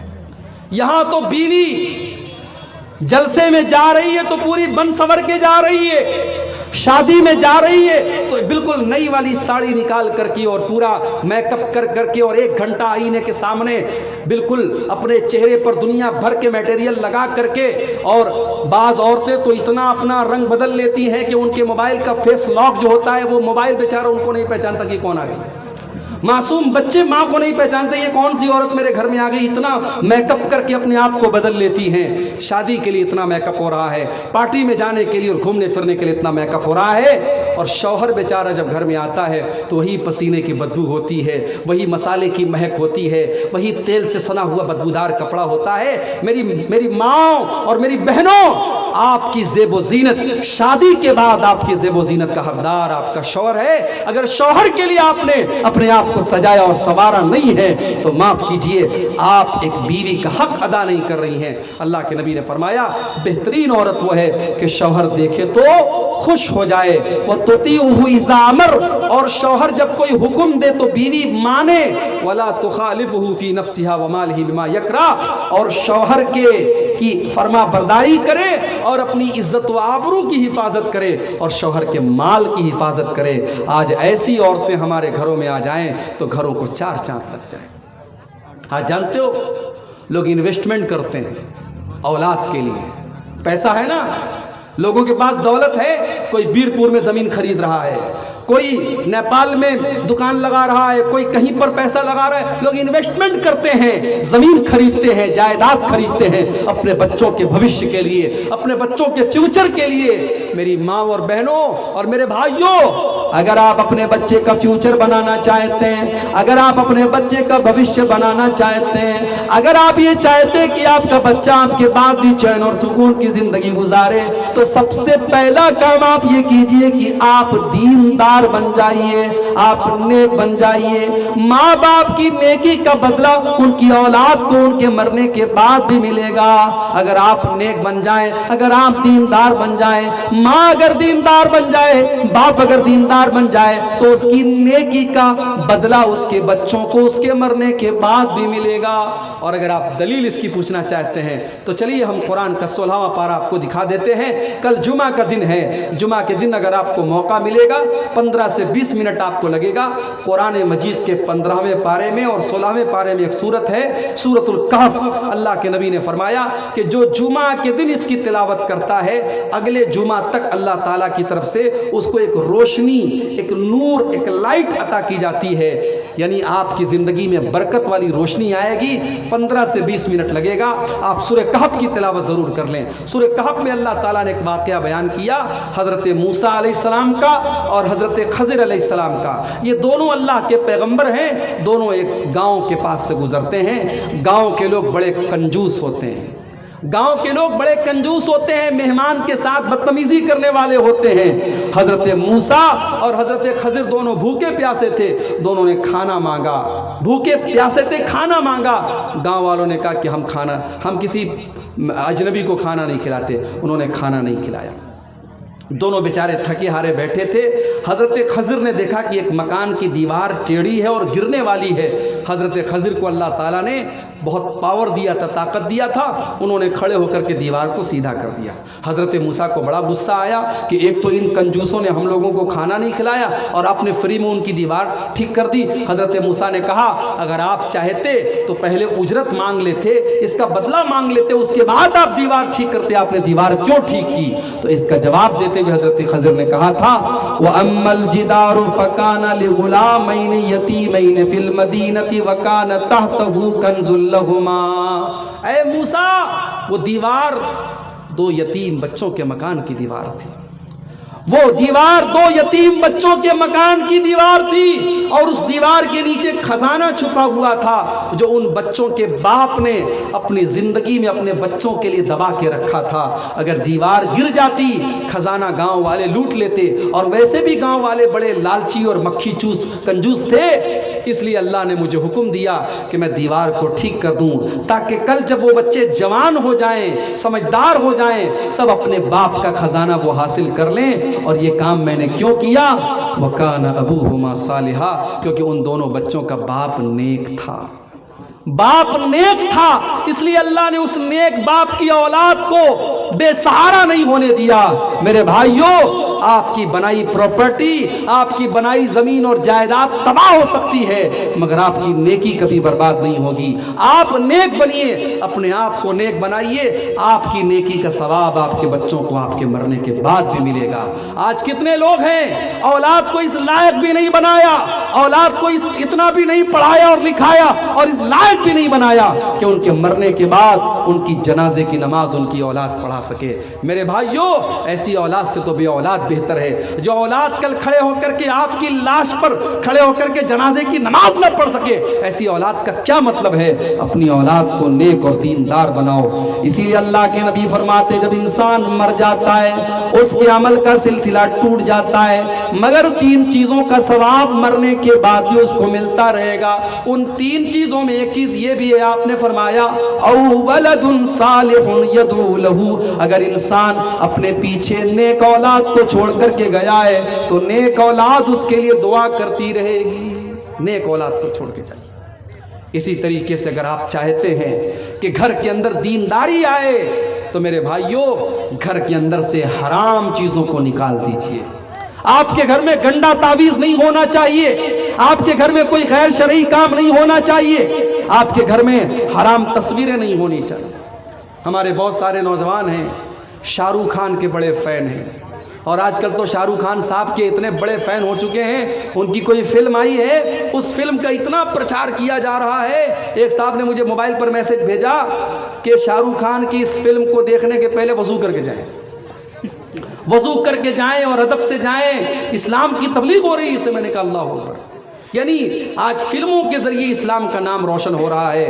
آج اگر کسی فلم پر پابندی لگنے کی بات آتی ہے تو مسلمان سوچتا ہے ہم اپنے مسلمان بھائی کی فلم ہے، ہم پہلے تھیٹر میں جا کے اس فلم کو دیکھیں گے۔ پابندی تو مسجد پر بھی لگنے کی بات آئی تھی، پابندی تو نماز پر بھی لگنے کی بات آئی تھی۔ تو نے مسجدوں کو تو آباد نہیں کیا، تو نے نمازوں سے تو اپنی مسجدوں کو آباد نہیں کیا۔ اس کا مطلب یہ ہے کہ تجھے فلموں سے محبت ہے، تجھے فلمی اداکاروں سے محبت ہے، تجھے نماز سے محبت نہیں ہے۔ آج کتنے مسلمان نوجوان ہیں وہ شاہ رخ خان کے جیسا بال رکھتے ہیں، سلمان خان کی جیسی باڈی بناتے ہیں، سلمان خان نے جو لاکٹ پہنا ہے وہ لاکٹ پہنتے ہیں، اور گھروں میں اپنے پسندیدہ فلمی ہیرو اور ہیروئن کی تصویریں لگاتے ہیں۔ میرے بھائیوں، اگر گھر کے اندر برکت چاہیے، اگر گھر کے اندر رحمت چاہیے تو گھر کے اندر سے ان تمام فضول چیزوں کو آپ نکال دیں۔ اور تصویروں کے معاملے میں بھی میں اکثر یہ کہتا کہتا ہوں کہ جہاں ضرورت نہ ہو بلا ضرورت آج کتنی مسلمان لڑکیاں ہیں وہ آپس میں فوٹو لیتی ہیں، اس کے بعد اسٹیٹس پہ لگاتی ہیں یا اپنی سہیلیوں کو بھیجتی ہیں۔ معاف کیجئے، مردوں کے لیے تو ایک حد تک ضرورت تک فوٹو کھینچنے کی اور فوٹو رکھنے کی گنجائش بنتی بھی ہے، لیکن عورتیں اگر اپنی تصویریں لے رہی ہیں اور وہ تصویریں اپنی سہیلیوں کو اور اپنے رشتہ داروں کو بھیج رہی ہیں اور اس بات کا ڈر ہے کہ وہ تصویریں دوسرے غیر محرم مرد بھی دیکھ سکتے ہیں، تو یہ بہت بڑی بے حیائی ہے اور اس سے ہمیں اور آپ کو بچنا چاہیے۔ اللہ نے قرآن میں فرمایا ان الذین یحبون ان تشیع الفاحشۃ فی الذین آمنوا لهم عذاب علیم فی الدنیا والآخرہ۔ جو لوگ مسلمانوں کے درمیان بے حیائی کو پھیلانا چاہتے ہیں ان کو دنیا میں بھی دردناک عذاب ملے گا اور آخرت میں بھی دردناک عذاب ملے گا۔ آپ اسٹیٹس پر گانا لگا رہے ہیں۔ آج کل اسٹیٹس کیا ہو رہا ہے؟ انسان کا جیسا موڈ ہوتا ہے ویسا وہ اسٹیٹس لگاتا ہے۔ خوش ہے تو خوشی والا میوزک لگا رہا ہے، اگر دکھی ہے تو سیڈ سانگ لگا رہا ہے۔ کسی کو یہ توفیق نہیں ہو رہی کہ قرآن کی کوئی آیت لگا دے، کوئی حدیث لگا دے، کوئی دعا لگا دے، کسی اچھی تقریر کا کوئی کلپ لگا دے۔ لوگ اسٹیٹس پر بھی فلمی گانے اور میوزک لگا رہے ہیں۔ میرے بھائیوں، یہ بات یاد رکھیے، برائی کرنا، برا کام کرنا یہ غلط ہے، لیکن برے کام کو شیئر کرنا اور بری چیز کو دوسروں تک پہنچانا یہ اور بھی برا کام ہے۔ اللہ کے نبی نے فرمایا اگر آپ کسی بھلائی کے بارے میں کسی کو بتاتے ہیں، کسی اچھی چیز کے بارے میں آپ بتاتے ہیں اور آپ کے بتانے کی وجہ سے کوئی اس پر عمل کرتا ہے تو جتنا عمل کرنے والے کو ثواب ملے گا آپ کو جو اتنا ثواب ملے گا اور اس کے ثواب میں کوئی کمی نہیں کی جائے گی۔ اگر آپ نے کسی کو کوئی غلط چیز بتا دی، اسٹیٹس پر آپ نے کوئی گانا لگا دیا اور آپ کے کسی دوست نے وہ گانا ڈاؤن لوڈ کیا، اس نے اپنے اسٹیٹس پر لگایا، پھر اس کے اسٹیٹس کو 100 لوگوں نے دیکھا، تو جہاں جہاں تک وہ گانا دیکھا جا رہا ہے آپ کو اس کی سزا ملتی رہے گی، آپ کو اس کا عذاب ملتا رہے گا، کیونکہ شروعات آپ نے کی تھی۔ اس لیے گناہ کی شروعات کرنے والے مت بنو میرے بھائی۔ اگر آپ نے خود کوئی گناہ کر لیا ہے اس کے ذمہ دار آپ اکیلے ہیں، مگر فیس بک پر آپ نے، انسٹاگرام پر آپ نے، واٹس ایپ پر آپ نے اس کو شیئر کر دیا تو گناہ کو شیئر کرنا یہ اور بھی بڑا گناہ ہے۔ اس سے ہمیں اور آپ کو بچنا چاہیے۔ آج موبائل ضرورت کی چیز ہے، آج بہت سارے کام ہیں جو موبائل کے بغیر نہیں ہو سکتے۔ ہم یہ تو نہیں کہہ سکتے کہ اپنی لڑکیوں کو آپ موبائل مت دیجیے، اپنے لڑکوں کو آپ موبائل مت دیجیے، مگر موبائل کو اس کی حد میں رکھیے، موبائل کو اس کی حد میں رکھیے۔ کسی نے بڑی اچھی بات کہی تھی کہ موبائل کو آج اسمارٹ فون کہا جاتا ہے، موبائل کو اسمارٹ فون کہا جاتا ہے۔ یہ اسمارٹ فون ایسے ہی نہیں ہو گیا، یہ کیلکولیٹر کو کھا گیا، یہ گھڑی کو کھا گیا، یہ کیلنڈر کو کھا گیا، یہ الارم گھڑی کو کھا گیا، یہ باپ کی محبت کو کھا گیا، یہ بیوی کی محبت کو کھا گیا۔ رات میں شوہر بستر پہ آتا ہے، بیوی بیچاری بیٹھ کر کے سیریل دیکھ رہی ہے، شوہر بیچارہ واٹس ایپ پر لگا ہوا ہے۔ پہلے لوگ گھر میں آتے تھے تو 2-4 محبت کی باتیں بیوی سے کرتے تھے، بیوی 2-4 محبت کی باتیں شوہر سے کرتی تھی۔ اب تو بیوی بیچاری سیریل میں دیکھ رہی ہے کہ ساس کیسے بہو پر ظلم کرتی ہے، بہو کیسے ساس کے ساتھ سازش کرتی ہے، نند بھابھی کے خلاف کیسے پلان چلتی ہے، وہ بیچاری یہ سب دیکھ رہی ہے، اور شوہر بیچارہ وہ انسٹاگرام پر اور ٹیلی گرام پر اور واٹس ایپ پر ویڈیوز دیکھ رہا ہے۔ تو یہ نہیں ہونا چاہیے میرے بھائی۔ بچوں کو ان کا حق دو، بیوی کو اس کا حق دو، باپ کو اس کا حق دو۔ آج چھوٹے چھوٹے بچے ہوتے ہیں 3 سال کے 4 سال کے، مائیں اپنے بچوں کے ہاتھ میں موبائل تھما دیتی ہیں۔ کتنے بچے ہیں جو بغیر موبائل کے کھانا نہیں کھاتے، جب تک ماں ان کے ہاتھ میں موبائل نہیں دے دے گی اور بچے کو ویڈیو لگا کے نہیں دیا جائے گا بچہ کھانا نہیں کھاتا ہے۔ یہ عادت مت ڈلوائیے اپنے بچوں کی۔ اور عربی کے کسی شاعر نے بڑی سچی بات کہی تھی کہ لیس الیتیم من انتہا ابواہ من حم الحیات وخلفاہ ذلیلا۔ یتیم وہ نہیں ہے جس کے ماں باپ اسے دنیا میں چھوڑ کے چلے جائیں، یتیم وہ نہیں ہے جس کی ماں چھوڑ کے چلی جائے، جس کا باپ چھوڑ کے چلا جائے۔ ان الیتیم هو الذی تلقى له امن تخلت او ابا مشغولا۔ ارے یتیم تو وہ ہے جس کی ماں کے پاس اس کے لیے ٹائم نہیں ہے، جس کے باپ کے پاس اس کے لیے ٹائم نہیں ہے۔ ماں الگ موبائل میں لگی ہے، باپ الگ موبائل میں لگا ہے، بچہ بیچارہ ماں کے پیار کے لیے ترستا ہے، باپ کے پیار کے لیے ترستا ہے۔ اس موبائل کو اس کی اوقات میں رکھو میرے بھائی۔ میں اپنے نوجوانوں سے کہنا چاہوں گا، اپنے اپنے جان پر ظلم مت کرو، اپنے جسم پر ظلم مت کرو۔ رات کو 2-2 بجے تک تو تم موبائل میں لگے رہتے ہو، اور یاد رکھو اس موبائل پر جو تم دیکھ رہے ہو اور جو کچھ تم کانوں سے سن رہے ہو، یہ کان کل قیامت کے دن گواہی دے گا، یہ آنکھیں کل قیامت کے دن گواہی دے گی۔ اور یہ میں نہیں کہہ رہا ہوں، یہ رب کا قرآن کہہ رہا ہے۔ حتی اذا ما جاؤوها شہد علیہم سمعہم وابصارہم وجلودہم بما کانوا یعملون۔ کل قیامت کے دن تمہارے کان تمہارے خلاف گواہی دیں گے، تمہاری آنکھیں تمہارے خلاف گواہی دیں گی، تمہارے بدن کے چمڑے تمہارے خلاف گواہی دیں گے۔ قیامت کے دن ہماری آنکھیں بتائیں گی ہم نے موبائل پر کیا کیا دیکھا تھا۔ ہم نے براؤزر کی ہسٹری ڈیلیٹ کر دی، ہم نے یوٹیوب کی ہسٹری ڈیلیٹ کر دی، ہم نے موبائل پر کس سے چیٹنگ کی، ہم نے چیٹنگ ڈیلیٹ کر دی۔ ہم سب کچھ ڈیلیٹ کر سکتے ہیں، مگر یہ جو کرامن کاتبین ہیں، یہ جو اللہ کے فرشتے ریکارڈ کر رہے ہیں، ایک نیکی لکھ رہا ہے، ایک گناہ لکھ رہا ہے، ان کی ریکارڈنگ کو ہم ڈیلیٹ نہیں کر سکتے۔ یہ سب کچھ ریکارڈ کر رہے ہیں۔ وَإِنَّ عَلَيْكُمْ لَحَافِظِينَ کِرَامًا کَاتِبِينَ يَعْلَمُونَ مَا تَفْعَلُونَ۔ ہمارے فرشتے تمہارے ایک ایک عمل کو ریکارڈ کر رہے ہیں، اور عمل کوئی نہیں، ہماری زبان سے نکلنے والے ایک ایک لفظ کو ریکارڈ کر رہے ہیں، اور کل قیامت کے دن اللہ کی بارگاہ میں ہماری زندگی بھر کی ریکارڈنگ کو پیش کیا جائے گا۔ میرے بھائیوں، اس دن سے ڈرو اور اپنی آنکھوں کی حفاظت کرو، اپنے ہاتھوں کی حفاظت کرو، اپنے کانوں کی حفاظت کرو۔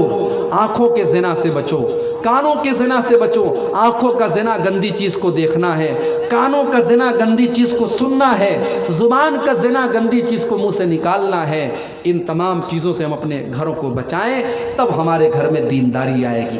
اور آخری چیز میں بیان کر کے بات ختم کر رہا ہوں، اگر ہم یہ چاہتے ہیں کہ ہمارے گھر میں دینداری آئے، ہمارے گھر میں شریعت آئے، ہمارے گھر میں اسلام آئے، تو جب بھی ہم دعا کے لیے ہاتھ اٹھائیں تو اپنے پریوار کے لیے بھی دعا کریں، اپنے بیوی بچوں کے لیے دعا کریں۔ اور 2 دعائیں میں آپ کو سکھا رہا ہوں، ان دعاؤں کو آپ یاد کر لیں۔ پہلی دعا قرآن کے 19ویں پارے میں اللہ نے ہم کو سکھائی ہے، ربنا حب لنا من ازواجنا وذریاتنا قرۃ اعین واجعلنا للمتقین اماما۔ بڑی پیاری دعا ہے، قرآن کے 19ویں پارے میں ہے، گھر جا کر کے ایک بار اس کو یاد کر لینا، اچھے سے دیکھ لینا۔ اس دعا کا مطلب کیا ہے؟ اے ہمارے رب، ہمارے بیوی بچوں کو ہماری آنکھوں کی ٹھنڈک بنا دے، ہمارے بیوی بچوں کو ہماری آنکھوں کی ٹھنڈک بنا دے، ہمارے بچوں کو اتنا نیک بنا دے کہ ہمارے دل کا چین بن جائے، ہماری بیوی کو اتنا نیک بنا دے کہ ہمارے دل کا چین بن جائے۔ وَاجْعَلْنَا لِلْمُتَّقِينَ إِمَامًا، اور اے اللہ تو ہمیں اتنا نیک بنا دے، اتنا متقی بنا دے کہ ہم متقیوں کے امام بن جائیں، ہم متقیوں کے پیشوا بن جائیں۔ ایک دعا آپ یہ یاد کر لیں، اور ایک دعا جو ہمارے باپ ابراہیم علیہ السلام نے کی تھی، وہ دعا بھی آپ یاد کر لیں، رب اغفر لی ولوالدی وللمؤمنین یوم یقوم الحساب۔ اے اللہ مجھے بھی بخش دے، اور میرے والدین کو بھی بخش دے، اور سارے مومنوں کو بخش دے، جس دن حساب لیا جائے گا، جس دن قیامت قائم ہوگی۔ اے اللہ اس دن مجھے بھی بخش دینا اور میرے ماں باپ کو بھی بخش دینا۔ تو اپنے پریوار کے لیے دعا کرو میرے بھائی، اپنی اولاد کے لیے دعا کرو۔ یہ دعا اولاد کے حق میں ماں باپ کی دعا قبول ہوتی ہے۔ اولاد کے حق میں جب ماں باپ بد دعا کرتے وہ بھی قبول ہوتی ہے، اور دعا کرتے وہ بھی قبول ہوتی ہے۔ آپ اپنی اولاد کی صحیح تربیت کیجئے اور اس کے حق میں دعا کیجئے، بس آپ کی ذمہ داری پوری ہو گئی۔ اگر آپ کی کوشش کے باوجود اگر آپ کی اولاد بگڑ جاتی ہے، تو یہاں تو حضرت نوح علیہ السلام کا بیٹا بگڑ گیا، اپنے بیٹے کو حضرت نوح علیہ السلام نہیں بچا سکے، تو وہ آپ کے کنٹرول کے باہر ہے۔ لیکن جہاں تک ہو سکے اپنے بچوں کی صحیح تربیت کرو، اپنے گھر میں نماز کا ماحول بناؤ۔ مسلمان کے گھر میں نماز نہ پڑھی جائے یہ نہیں ہو سکتا۔ آپ فجر کی نماز میں اٹھیں، اپنی اہلیہ کو بھی اٹھائیں، اپنے بچوں کو بھی اٹھائیں۔ اللہ کے نبی نے رحمت کی دعا کی ہے اس مرد کے لیے جو رات میں اٹھتا ہے اور تہجد کی نماز پڑھتا ہے اور اپنی بیوی کو بھی اٹھاتا ہے، اور بیوی نہیں اٹھتی ہے تو بیوی کے چہرے پر پانی چھڑک دیتا ہے۔ اللہ کے نبی نے اس عورت کے لیے دعا کی ہے رحمت کی، جو رات میں اٹھ کر کے تہجد پڑھتی ہے اور اپنے شوہر کو اٹھاتی ہے، اور شوہر اگر انکار کرتا ہے تو شوہر کے چہرے پر پانی چھڑک دیتی ہے اور اپنے شوہر سے کہتی ہے تم بھی تہجد اٹھ کر کے میرے ساتھ پڑھو۔ یہ جو میاں بیوی کا رشتہ ہوتا ہے نا، بڑا مضبوط رشتہ ہوتا ہے، بہت ساری باتیں شوہر کسی کی نہیں مانتا، بیوی کی مان لیتا ہے۔ بیوی عورت جو ہوتی ہے نا، عورت کے جذبات میں بڑی طاقت ہوتی ہے، عورت کے آنسو میں بڑی طاقت ہوتی ہے۔ فرعون کتنا بڑا ظالم تھا، فرعون کسی کی کوئی بات نہیں مانتا تھا، مگر جب موسیٰ علیہ السلام فرعون کے محل میں پہنچے اور فرعون کی بیوی نے کہا کہ اس بچے کو قتل مت کرو، لا تقتلوہ، اس کو قتل مت کرو، ہو سکتا ہے یہ ہم کو فائدہ پہنچائے، ہم لوگ بے اولاد ہیں، ہم اس کو اپنا بچہ بنا لیتے ہیں۔ فرعون اتنا بڑا ظالم تھا، سارے بچوں کو قتل کرنے کا آرڈر دے رکھا تھا، مگر بیوی کے سامنے پگھل گیا، بیوی کے سامنے پگھل گیا، بیوی کی بات مان گیا۔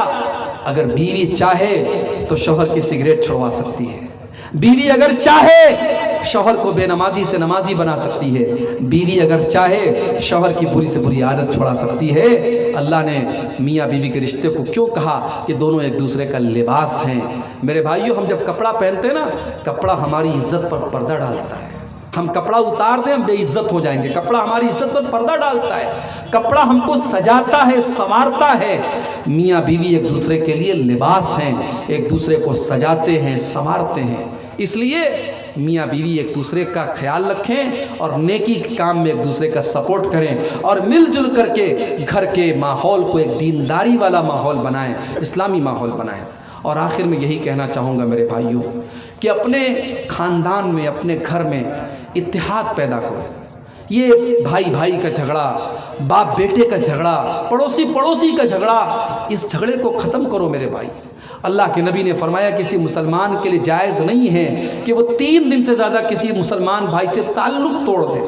آج زندگی بھر بھائی بھائی سے بات نہیں کرتا، آج زندگی بھر باپ بیٹے سے بات نہیں کرتا، مقدمہ چلتا ہے بھائی بھائی میں۔ میرے بھائی، نہ زمین لے کے جانا ہے، نہ جائیداد لے کے جانا ہے، سب ٹھاٹ پڑا رہ جائے گا جب لاد چلے گا بنجارا، سب کچھ یہیں چھوڑ کے جانا ہے۔ جب ایمان لے کے جانا ہے اور نیک عمل لے کے جانا ہے تو دل صاف کر کے دنیا سے جاؤ، دل صاف کر کے دنیا سے جاؤ۔ دل میں میل مت رکھو، دل میں کدورت مت رکھو، دل میں نفرت مت رکھو۔ اگر آپ کا کسی سے جھگڑا ہے، اگر آپ نے کسی سے نہ بولنے کی قسم کھائی ہے، کسی سے آپ کا تعلق ٹوٹ گیا ہے، کل صبح جائیے اور تعلق کو جوڑ دیجئے، غصے کو تھوک دیجئے، غصے کو ختم کر دیجئے، ٹوٹے ہوئے رشتوں کو آپ پھر سے محبت میں بدل لیجئے۔ آئیے، رات کی سہانی گھڑی ہے، یہ قبولیت کا وقت ہے۔